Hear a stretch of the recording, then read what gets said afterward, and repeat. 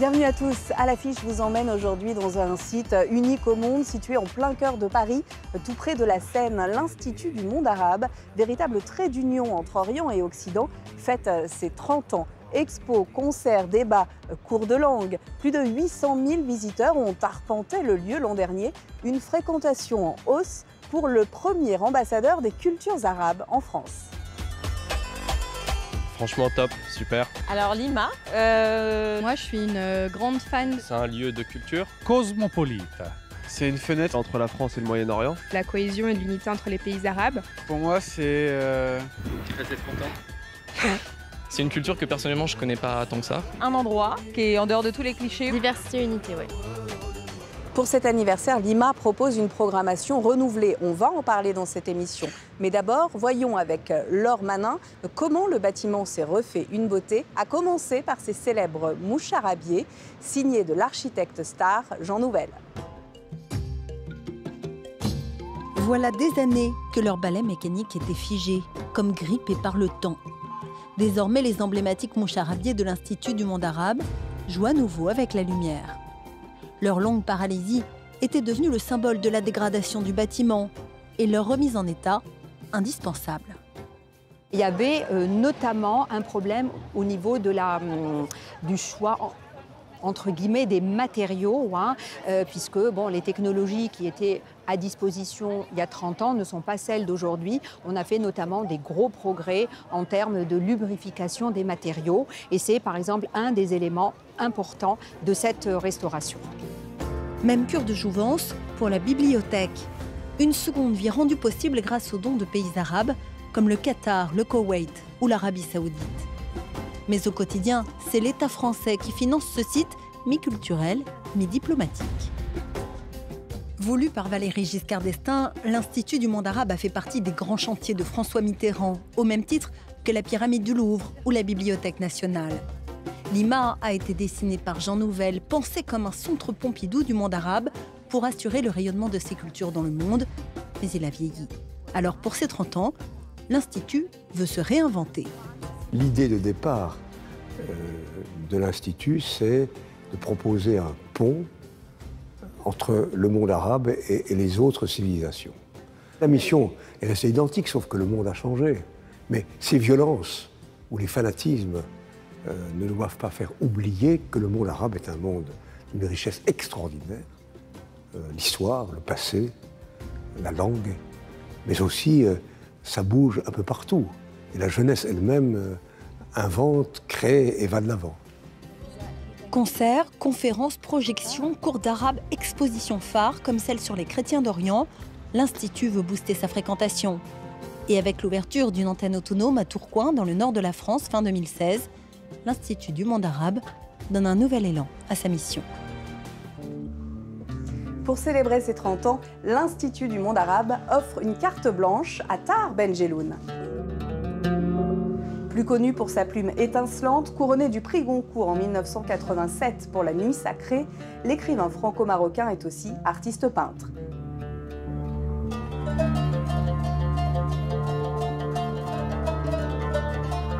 Il nous propose un univers coloré, fait de peinture, écriture, et porte toujours un regard attentif sur le monde arabe.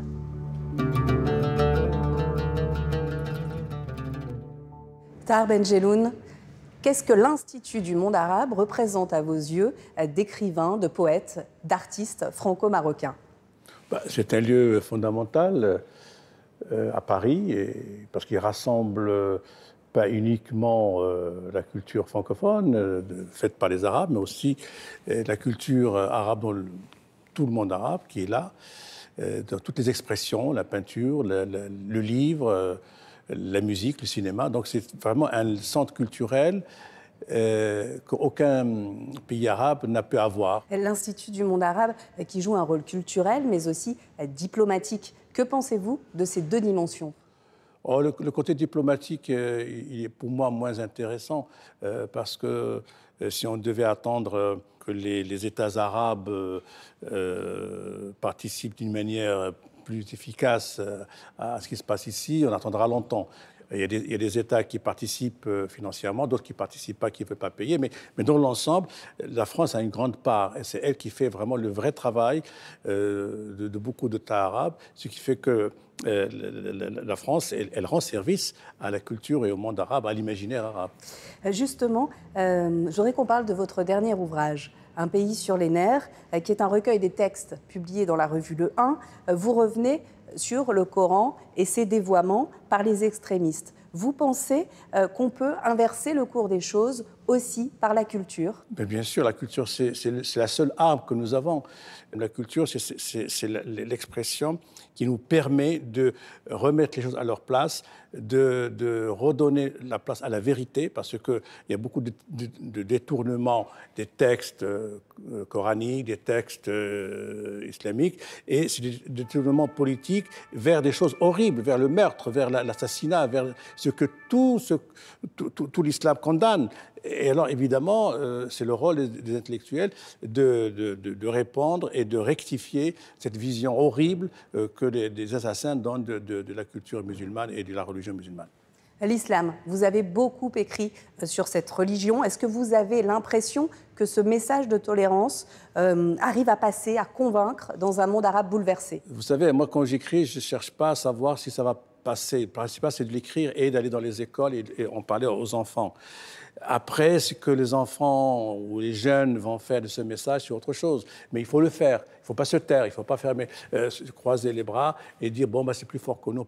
Parlons de votre carte blanche ici, dans les murs de l'Institut du monde arabe. Vous l'avez intitulée « J'essaie de peindre la lumière du monde ». Comment décririez-vous vos toiles ? C'est un peu le contraire de ce que j'écris. J'écris sur la solitude, sur l'immigration, sur le racisme, sur des choses tristes. Et je sais que le monde n'est pas que tristesse, il est aussi joie et lumière. Et j'essaie de rejoindre cette lumière par une peinture heureuse, printanière. Si je peux faire du bien aux gens quand ils vont regarder mes toiles qui sont d'une féerie de couleurs et de joie, je serai très heureux. Le dessin, c'est arrivé quand dans votre vie? J'ai commencé à dessiner avant d'apprendre à écrire. J'ai toujours dessiné. Je racontais des histoires. J'aurais pu faire la BD, mais je ne l'ai pas fait. Je racontais des histoires avec des dessins, parce que je n'avais pas les mots entre les mains. Et aujourd'hui, quelle est la place de la peinture, de la littérature dans vos travaux? J'alterne un peu, je vais de l'un à l'autre. Là, bientôt, en février, je publie un récit dramatique qui s'appelle « La punition » sur mon séjour dans un camp disciplinaire de l'armée quand j'avais 20 ans. Donc, c'est pas très gai, c'est triste. Et en même temps, j'ai cette exposition magnifique. Magnifique. Le fait d'exposer est magnifique parce que je remercie vraiment Jacques Lang et l'Institut du monde arabe de m'accueillir. Merci beaucoup, Tahar Benjelloun. Merci à vous. Merci. Merci.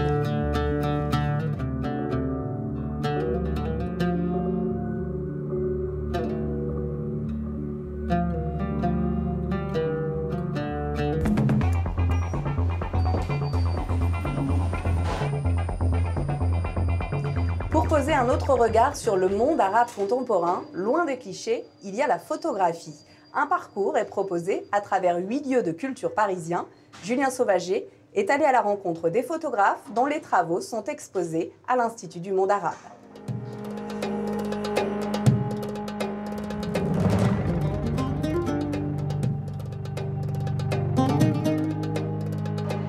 Dans un monde arabe bouleversé par les révolutions, l'art est en ébullition. Le temps s'est subitement accéléré, attisant la curiosité des artistes étrangers et donnant aux artistes locaux les moyens de s'exprimer. L'image réelle de ces pays, peut-être pour l'Occident, c'est une image nouvelle parce qu'on n'a pas l'habitude en fait de montrer ce genre de travaux quand on parle en fait des pays arabes. J'ai été hyper étonnée, j'étais hyper surprise, très contente en fait de découvrir ce visage du Caire, ce visage de Jeddah.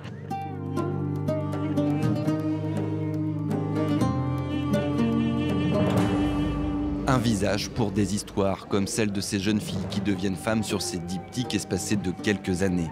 C'est en voyant ses propres filles grandir que Rania a voulu montrer cette transformation, cette mue de l'enfance à l'âge adulte, qui ne connaît ni frontières ni culture. Je photographie les filles un peu aux États-Unis et au Liban et dans les camps de réfugiés. Et il y a cette continuité, il y a certaines filles, on ne peut pas savoir si c'est photographié à l'Ouest ou au Moyen-Orient. Et ça, c'est important finalement.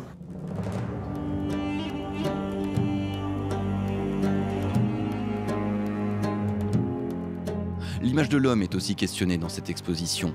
Ce qui est visible dans la rue, dans la société, est souvent bien différent de ce qu'il est possible de découvrir dans l'intimité. Au départ d'une simple question qui sont les hommes, finalement, on commence à se rendre compte qu'on travaille sur le concept du genre, sur celui de la masculinité, sur celui, dans ce cas particulier, d'un regard de femme sur les hommes, qui est quelque chose d'encore plus particulier. Finalement, c'est un travail sur qu'est-ce que la liberté. Une liberté qui se voit enfin à travers ses visages, à travers ses photographies, d'un monde en pleine mutation, loin des clichés.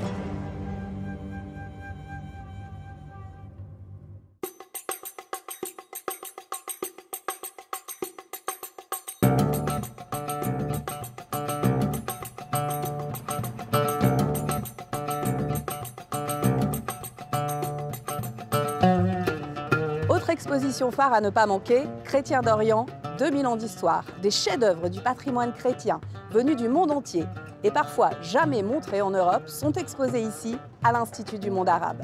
Vous pouvez retrouver cette émission sur france24.com ainsi que sur tous nos réseaux sociaux. Merci de votre attention et je vous dis à très vite.